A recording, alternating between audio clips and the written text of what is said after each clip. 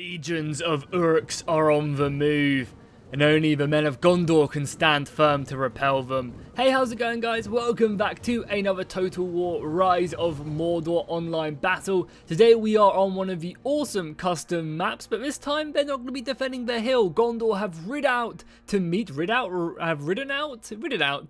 the forces of Isengard and Dunland. They are also supported by an army of Darmroth. Darmroth have lent their knights to the engagement, and as you can see, they are here in armor and shield and sword, ready for combat. So of course we are using the Rise of Mordor submob, which adds in factions like Darmroth and a whole bunch of other ones. They actually recently just released a Dorwini faction, I think is what it's called. It's really cool. I highly recommend checking it out. I'll leave a link to it down below in the description so that you guys can check it out if you're looking to play any of these custom battles.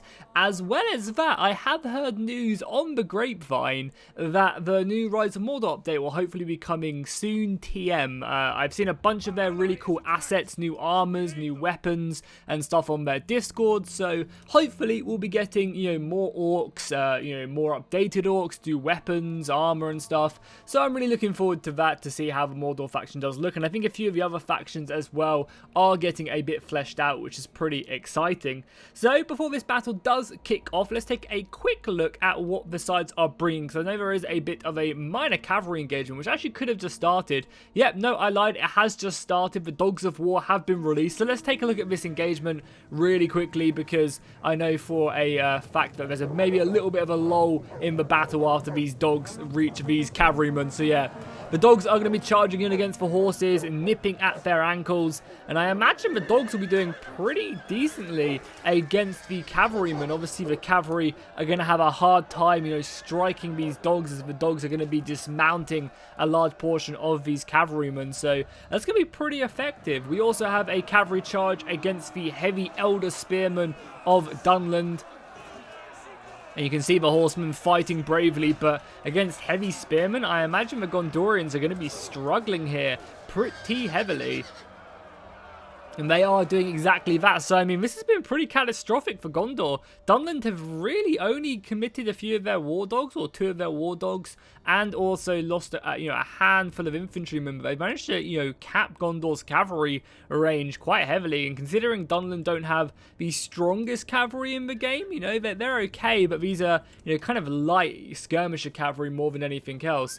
Considering they've managed to kill the Gondorian cav, that's pretty goddamn good. So now that I think that's taken care of, there'll be a small skirmisher phase and the battle will really kick off, and we can use this time to take a look at what the sides are bringing. So on this left hand side, we do have some Uruk pikemen supported by the Uruk half axes, ready to dive into battle and try and crush one of the flanks. On their front line, they do have some of the Urukai archers. I love the bows on these guys. It's just such a cool looking weapon, and it really does make me think of Uruks when I take a look at that weapon.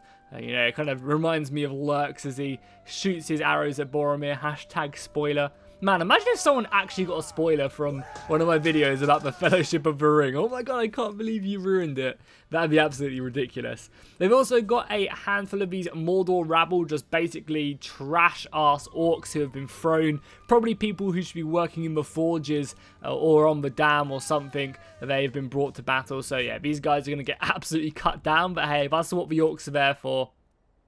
Behind them, we do have some more Uruk scouts, and then we have the more meaty Urukai infantry. And I think finally we have some half-orc axes there. Do we have any berserkers back here? Yeah, we have berserkers. I love the way the berserkers have, some are heavily armored, some are not, well, not heavily armored, but some have the shoulder padding and others don't. And I think we do also have some of these Hands of Sauron as well over on this flank. Then if we take a look at Dunland really quickly, because I think the battle is getting kicked off now. We have some of their Dunhair archers, so pretty heavy bowmen, supported by some heavy infantry. On the back ranks, they have their elite Bloodsworn infantry right here, the Blood Avengers. Very heavily armoured, and then on the flanks as well, as the cavalry engagement goes off, they have a big detachment of infantry with archer longbowmen and other infantry. Then for Gondor, again, their setup, you guys have seen Gondor a million times. As the fighting does get kicked off, they have some of the Galir spearmen supported by javelinmen. On this flank, they have more spearmen, some Darmroth cavalry, Knights of the Silver Swan here. Then as we continue to go over, we do have some more Gondorian spears. And then on the front line, more Gondorian swords. There are a handful of custom units as well for Gondor. As we just take a look at this, that looks awesome. Look at that. Ready to unleash the quivers into the enemy. It looks so awesome whenever they send a volley out. It really, really does. So we have then bowmen, and then finally they have some infantry on the front line. Sorry, I'm really trying to rush through this because the battle is getting started. And then for Darmroth, we do have some of these awesome looking frontline marines right here. Supporting them, we're going to have some rangers with the stalk ability, so these guys can actually shoot whilst standing, which is pretty goddamn impressive. More infantry. We then have the heavy knights of Darmroth looking pretty gnarly, and they can do some serious damage if they get stuck in without any flanking going on. You got some more infantry around here, more infantry. We also obviously have the Knights of Darmroth. And they have a handful of other units I'm sure we'll see in the battle. But anyway, let's just get this bad boy started, as we already see a bunch of engagements going off around the battle line. The Gondorian cavalry is engaging against the forces of Dunland. And yeah, you can see kind of the outclass match going on right here. You've got the heavy knights of the Silver Swan going up against more of the lighter Marauder cavalry. And they should be getting cut down, you know. Really, this cavalry from Dunland really relies on its speed rather than its hard-hitting power. But, you know, it is tying down a unit of heavy cavalry, so I guess that's not all bad, right? You see a few horses in the distance. Are Gondor going to be sending more of their cavalry to this fight? Oh, or is that... Wait, whose side are we looking for? So we're looking from the Isengard side, yeah, so this is Gondorian cavalry. Are they going to come over and help? Yeah, you can see also that the Knights of the Silver Swan lost like 2 men. And yeah, it looks like also that Gondor are falling back this formation. Yeah, it really looks like Gondor are completely kind of collapsing in their left flank. Yeah, Dunland's done a great job at kind of winning this initial engagement out here. We got some cavalry coming around. Looking to maybe come around and, yeah, envelop the cavalry which is currently stationed here, I imagine. Or maybe they're going to go after some archers. Maybe it was all a feint. Now they're going to turn around now and fall back. So they're just going to kind of, you know, just posture around the battlefield, kind of threaten a few of the archer units, which I think is a very good strategy because it just keeps players on their toes. We also have some artillery coming in from, yeah, not trebuchets, just normal catapults, but you have some artillery being wheeled up and I guess fired at the forces of Isengard by Darmroth. So we're going to be wheeling that forward. It doesn't seem like much has happened over on this side. We've got some orc rabble kind of just scaring the enemy. I think it'd be really cool to give the orc rabble like a javelin or two. Just because they're trash. Like, they're just absolutely awful. They get slaughtered. They barely do any damage. There's a lot of them, but that doesn't add up for them. So it'd be cool if they could at least do something with like a javelin throw. I think that'd be a really nice way to kind of make orc rabble not as useless. You know, they kind of throw that initial javelin, it does a bit of damage, and then they get absolutely smashed by the infantry because they're just, you know, awful orcs. Poorly armoured, poorly equipped. Especially when you're going up against the seaward spears as well, you know, heavy plate armoured infantry in a spear wall. The orcs are not going to break that apart one bit. Well, we also have another cavalry engagement, or are they chasing them? I think the Knights of the Silver Swan are actually chasing them. And look how awesome that looks. The other Dunland cavalry are like mirroring them behind the spear line to see if they come through that gap. That was a really cool kind of followed movement there by the players. I really liked that. Are they going to charge after this cavalry? I think it is, because I think this cavalry retreated and came back from routing. Or they're going to decide to actually charge in against the spear line. Pretty effective, actually. Wow, I did not think they would break the spear wall there. I mean, there was one thin line that held, and the cavalry comes in to repel this, so they can't trample anyone. But I'm surprised that cavalry charge did as much as it did. I mean, they're taking heavy casualties now, though. This is a really good move to punish the Swan Knights because, you know, the cavalry, the light cavalry, won't really do much against the Knights, the Swans. But now that they've managed to catch them here. And yeah, the Elder Spearguard took 26 casualties, 24 casualties. That was completely worth it, and that's going to initiate them to push forward now in this battle. Yeah, the whole of the forces, the evil side, charging forward. The Orc rabble are going to be the first ones in, of course they are. into battle. Artillery overhead. And now let's get this bad boy fully underway.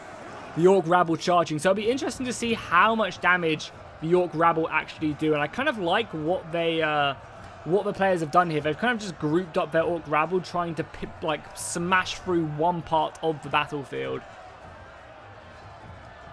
I almost wonder if it's worth using the Orc Rabble a little bit later on in the battle when the enemy are tired. Because if the enemy are tired, then maybe the Orc Rabble will do a little bit more. But maybe it's kind of the other way around. You want the Orc Rabble to go in first so they tire out the opponent, so when the other heavier Uruks turn up, things are a little bit better. Interesting, interesting. So, yeah, for now, we got most of the cavalry coming up, and a huge cavalry charge there on the lightly armoured Uruk scouts. And they're going to keep on going, just ripping through the ranks. Wow, the Swan Knights are so strong. I mean, the lines are thin, though. That's what I'm saying. Like, we're getting 2 rank deep infantry, so the cavalry really can just abuse that and just keep on going. And Isengard don't really have... And they just go... Oh, my God. This one unit of Swan Knights is just punishing the ever-living crap out of the Isengard player right now for having these thin lines. And, I mean, Isengard doesn't... I think they do have cavalry, but it's very, like... I think it's basically just, like, Dunland cavalry. There are no wargs in the game or anything. And the Dartmouth cavalry is still just running a muck in the back ranks. As we can see, we'll take a nice little overlook of the battlefield so we don't miss anything. We're also getting a big push here as well by Isengard, using the mountain pass to come around the side. But Darmroth do have a 2 infantrymen set back up here. The pikemen are fully engaged now along the battle line. The Orc Rabble have been pushed back. So how many men did they lose? So that they routed, but they lost about 100 orcs per unit, and they killed like, I guess that's not that bad, honestly. They killed 11. Wait, I'm an absolute idiot. They killed 21, sorry. Apparently I can't count. 21? Yeah, so, I mean, I guess that's okay. I think it'd be cool if they had, like, a javelin toss. Just, like, one javelin toss, maybe not a high missile damage. Just a little bit more to help them before that engagement. I think that'd be cool. For the most part, though, we do have the lines of Gondor now engaging against Dunland. Wait, how the hell have this Gondorian infantry unit got round the side and attacking this Dunland unit from the back? I mean, it's only Gondor militia. So one would imagine these curved blades would be ripping them apart because, yeah, the Gondor militia only have like a chainmail. I guess that's not actually that bad, though.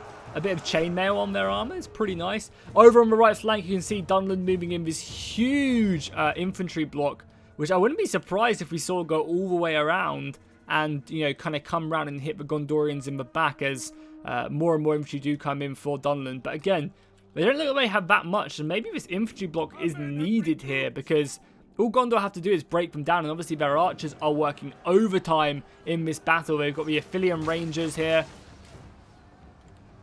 shooting away, picking away targets left, right, and centre. And obviously Gondor have the high ground as well, with the Darmrothmen overlooking the battlefield as well. That does look pretty cool. And more infantry being committed over here. The artillery continuing to rain in on their opponents on both sides. The artillery shots are going off. And here we go. The main bulk of the Isengard force has now clashed into the Darmroth sword line. And now we can really start to see the heavier infantry smashing into one another. Well, you can see the Uruk scouts on the front line, but behind them we have the more heavier Uruk infantry. Did you see that animation right there, right here? The dude just he collapsed and then you just hit the Uruk down. We are also using the Return to Glory mod, which adds in a bunch of cool animations, which is, if you see anything maybe you haven't seen before, it's going to be that. And yeah, they're fighting every inch of the battlefield. The Uruks could actually exploit this gap if they notice it. They could quite easily send a unit of infantry through this gap. But yeah, it seems like Darmroth are just holding the line really effectively, number-wise as well. I didn't take a look at this at the beginning, but yeah, you can see that the Uruks had about 12,000 men, so they outnumbered the allies by a good portion, almost 2,000.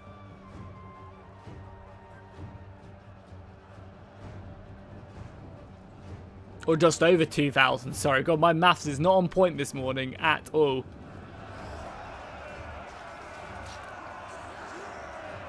But are these numbers are going to come into play? That is the question. Or is the kind of Gondorian quality going to help out? Yeah, so a big push like before on this flank. And the Gondorians are having to commit some of their heavy Imperial troops now to the fight. Because these Pelennegith Marines are just not going to be able to repel against the Elder Spearmen that are putting a lot of pressure on this flank.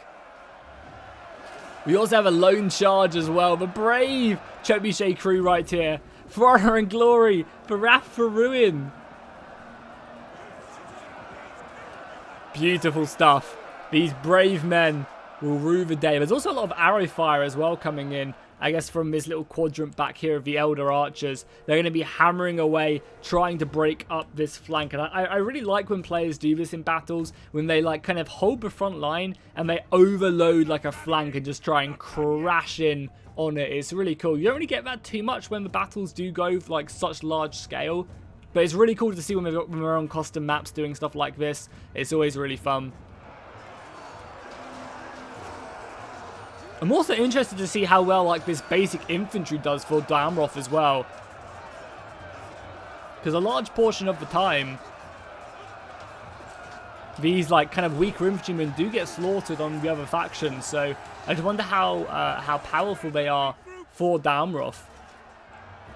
They've got the entire infantry line now engaged, and it seems like they've kind of won pretty nicely on this flank, and they've also repelled this other side force as well. I mean, they are fighting against the dismounted Talon Knights, who have a really cool kind of like face mask on as well. Is that like a chainmail face mask, I wonder? Are these Talon Knights as well?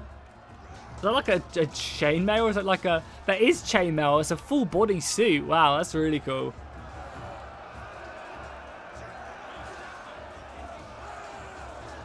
See there, once they've dealt with them pikemen, they should be able to wrap around the flank and move in.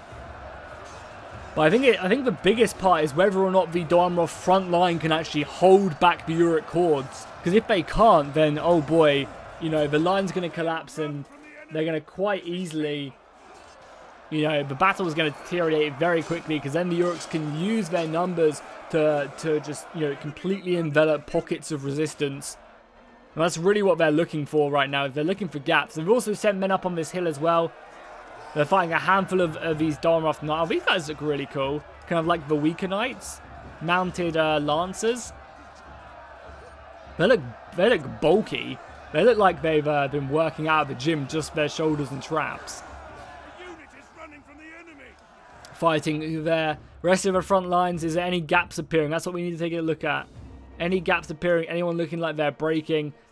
I mean, for the most part, it seems like Dunland are going to be falling right here, faltering in the front line, and Gondor can hopefully use that to their advantage by sending these spearmen maybe round the side to a hit round the back of these troops. You got archers continuing to harass anything in the background, and it seems like for the most part all the ammunition has been used. We do have 2 units of javelin men back here which could do some serious damage if they're allowed to kind of get around the flank.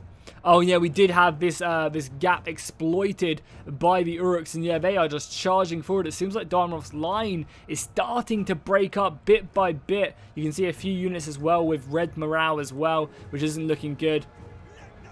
And the infantrymen, the Half-Orc axes coming in and just hitting some of these rangers, these Aphelion rangers.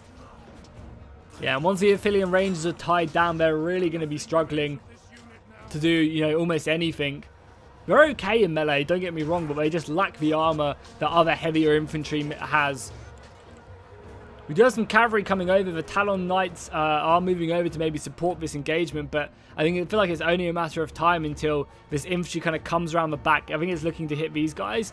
Cavalry charge coming in though, and these berserkers are going to be having a bad time of it as the knights come flying in. Yeah, the berserkers are just ripping them apart over on that side of things, but these ones have been taken care of quite nicely. Cavalry is being brought over by the champion reavers. I think this is a little bit more of a heavier cavalry, but even still, nowhere near the quality of Daamroth. Well, it seems like Gondor are repelling. Yeah, it seems like Gondor are repelling the forces on this right flank. I was not expecting that. I thought they definitely had the quality to kind of keep that at bay, but I guess not. Yeah, I think Gondor are going to win that flank. Whereas Isengard seem like they're losing this? I don't know. Yeah, maybe Isengard and the Dunlandmen are just going to be getting absolutely slaughtered this day. I mean, it is kind of to be expected, right? Because, you know, Darmroth and Gondor are very, very high-tier factions. Especially when Isengard doesn't have cavalry really yet either. I think when wargs get added to the game, Isengard will be a much stronger faction, for sure. Just being able to, like, challenge cavalrymen would be very effective.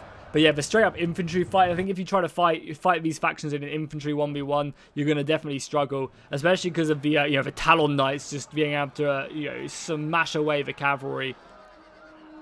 Even though it seemed like Gondor kind of, you know, didn't utilize their cavalry maybe as efficiently, they tried for some risky maneuvers, which I guess did pay off because they managed to disrupt the battle line pretty heavily. So, you know, even though they lost a lot of their cavalry in the early game, I guess it kind of worked out for them because they managed to cause a lot of damage. The Fountain Guard back here as well. You can see them mixed in, their pikes just kind of filtering through the shield walls, repelling their opponents. But yeah, but it looks like number-wise as well, the numbers have dramatically dropped. Yeah, Gondor now have a big advantage. A big advantage, like a 1,400-man advantage now. So the numbers are just being thrown back once again.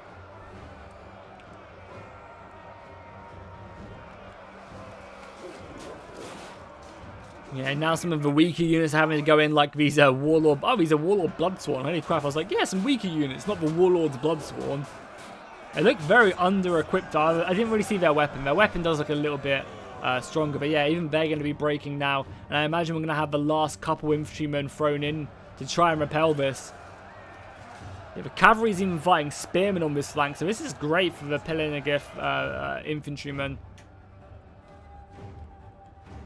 Battle line is just disrupted. You've got Dartmouth infantry completely enveloping the Uruks, so that's kind of crazy to see, right? That the Uruks are the ones being enveloped and being outmaneuvered. That's kind of crazy. You can kind of take a big overview of the battlefield. Yeah, you can see Dartmouth are just going to be wrapping this bad boy up and finishing off what remains of the infantry fight.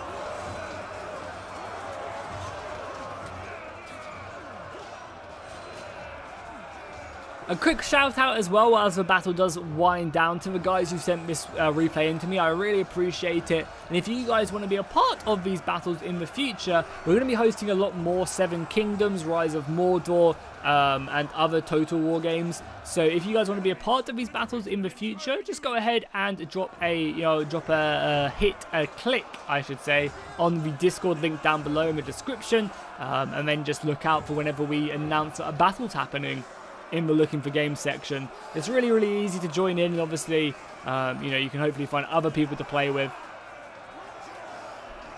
as well. You know, I always need Rise of Mordor 12-12 replays, Seven Kingdoms replays, so I'm sure you can always get together with some friends on the Discord or participate in the ongoing ones. Look how awesome these Citadel Guard look as well. Definitely one of the best looking units in Rise of Mordor. Them shields are just so clean. Oh, one of the generals is dead. I mean, it's kind of to be expected. Oh, so yeah, the Darmroth general? Yeah, the Darmroth general has actually been killed. And I think so has the Dunland general as well. I mean, I don't think that's really going to change, but the battle is kind of winding down now as the infantrymen do just get repelled bit by bit. And the last couple fights kick off. We have the general over here as well. Is this the Gondorian general as well? I think this is the Gondorian general over here fighting. It's so weird as well seeing the Gondorians in red. Normally the Gondorians are always the people who sent in the replay.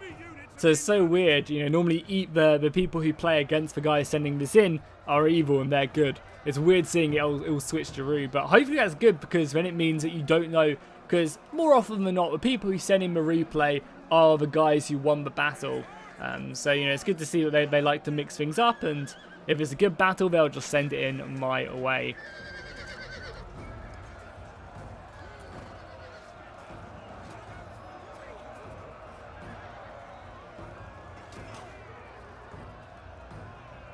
horses are routing now, and I think that's going to basically be the battle. So let's go ahead and skip ahead towards the end of it, just so, you know, we don't have to stick around and watching this slaughter unfold.